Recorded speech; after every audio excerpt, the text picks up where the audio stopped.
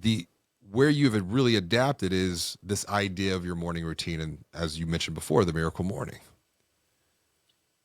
Take take us there, because you're like, this is just complete hokiness. You were seeing something different before than what you are now, because your behavior's changing, your actions are changing on this front. Right. What's been the big shift? I like routines. And what I found last year was, as I was trying to read more, as I was trying to get in better shape, as I was trying to take more time. I read another book last year, and he talked about, and I've got it over here. I can't remember who wrote it. Called Thinking Time, and it made Mm. a lot of sense. He'd come up with these great ideas, and he'd say, "Now go think. Now go think." Because we read great books. James Robert, you can name books. I can't name the books and the authors. I'm just not wired to remember all that stuff. You have all these things right on the tip of your tongue, and it's always been impressive to me. But so many times I'll read something and then I go to the next book and I never take any action. So trying to take action in some of the things that I read, and how they would apply to me. And I read The Miracle Morning, and I'm like, well,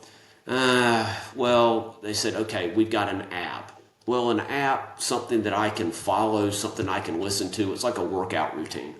I loved having a personal trainer until we moved, and now I live so far away from a gym, I've got to do it at home.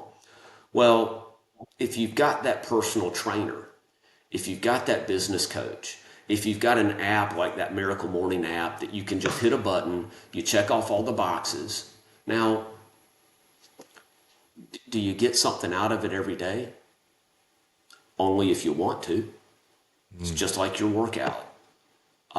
So instead of getting up at try to get up at 6 every morning, hit the snooze button until 6:30. Get up, try to get a workout in and start work at 8. There's not enough time. So that's one of the things that I learned through Elevated. It's like, well, quit hitting the snooze button. Just get up.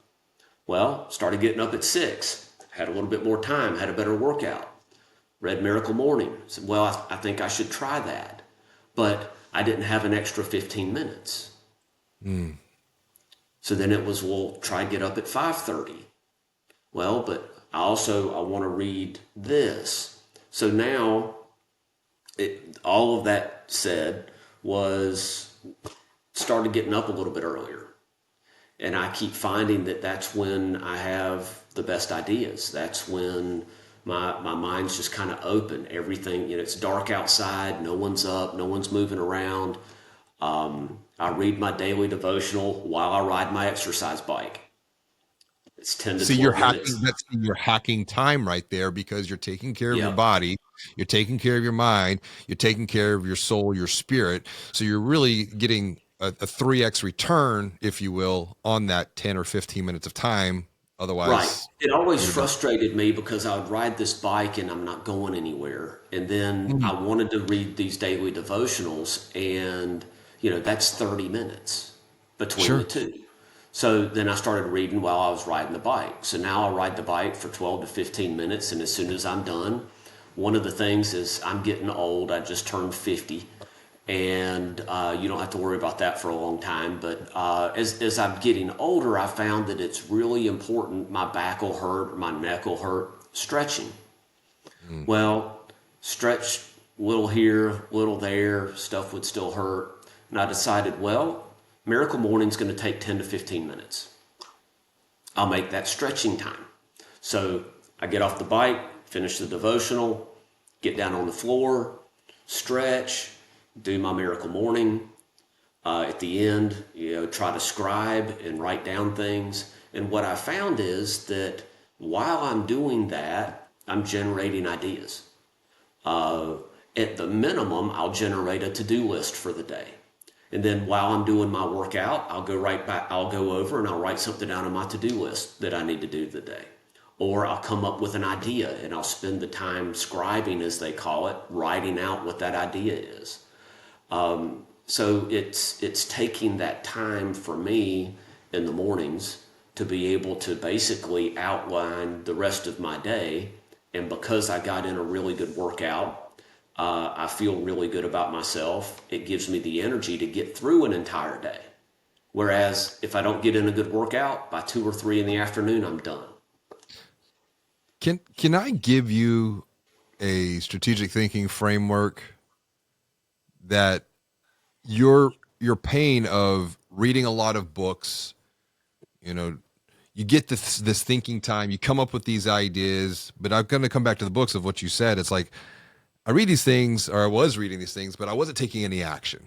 And I want to give it to you. I want to give it to those who are watching or listening, because it's just I hear so many people that they take in a lot of information, they take in a lot of knowledge, but then it's like, what are we doing with that? Yep. And it is the ideas to action framework. And once again, it's another acronym. So we start with the I, which is insights. And so, for example, very practically speaking, if you're watching or listening to this podcast, you get to the end of this thing, get a piece of paper, pull up Apple Notes. What are the 3 insights that you gained from the conversation that Rusty and I have had? Or Rusty, back to your point, if you're reading a book, it's like at the end of a chapter or at the end of the book, it's like, what are the 3 or 5 or 10? This is like a pocket knife. It's portable. You can use it for different contexts, but I like to start with 3 because it's, all good things, omni, try, and perfectum, all good things come in 3. So what are the 3 insights that I gained from this learning experience? Great. Then the D is decide. Circle the number 1. So now we're forcing into what's the number 1 thing, the number 1 insight that we believe is going to create the greatest value. And then the E is expand. Give it meaning. Why is this insight that we've selected as the number 1 out of the 3 or the 5 or the 10? Why is this important, and why now? So we're expanding upon that. We're giving it meaning. And then the A is action.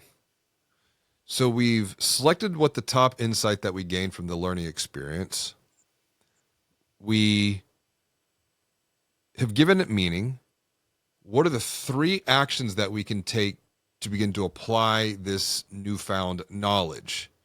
Because when we start taking action, that's when we turn the knowledge into real wisdom.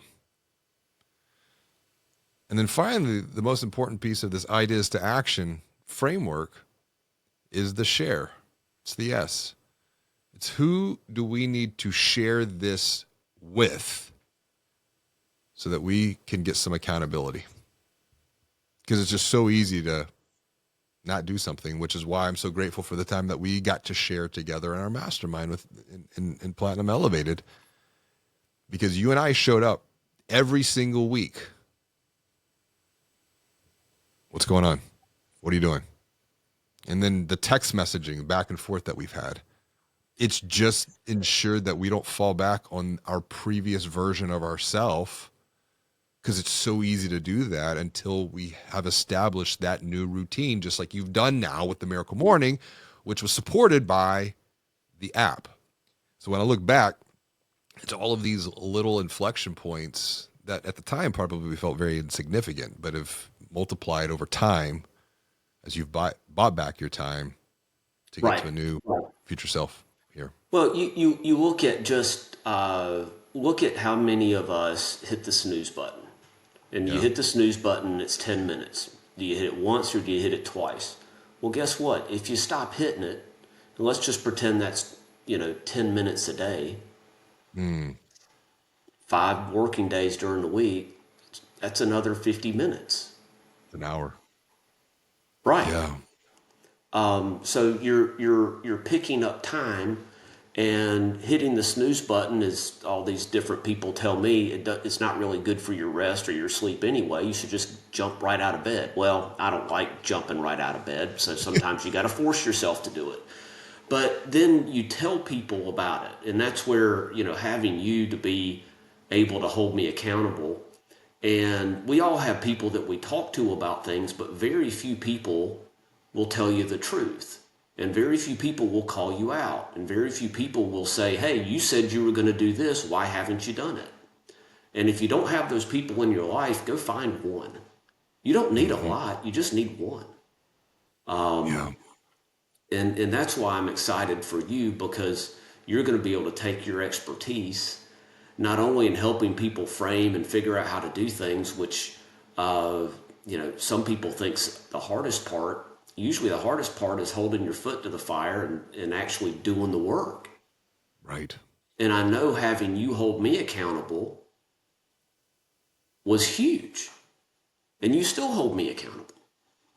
If you want to keep learning from videos like this one, I recommend you check out this video right here. And if you want to watch the entire podcast conversation, you can click here.